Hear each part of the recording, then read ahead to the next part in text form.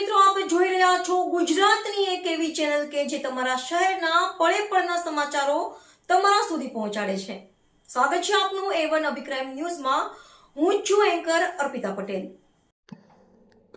કચ્છ ભુજમાં લસણની ફેક્ટરીમાં વરંડામાં તીનપત્તી પર એલસીબીની રેડ. 9 જુગારી ઝડપાયા. ₹3.31 લાખ રોકડા સહિત ₹12.66 લાખનો મુદ્દામાલ કબજે.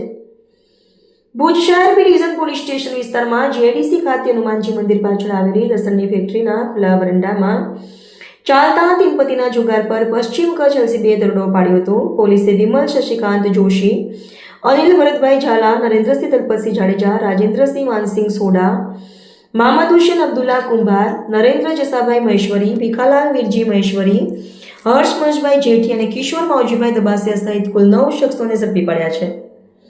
પોલીસે સ્થળ પરથી ₹3,31,900 રોકડા, 7 મોબાઈલ ફોન અને 5 વાહનો સહિત કુલ ₹12,66,900નો મુદ્દામાલ કબજે કર્યો છે.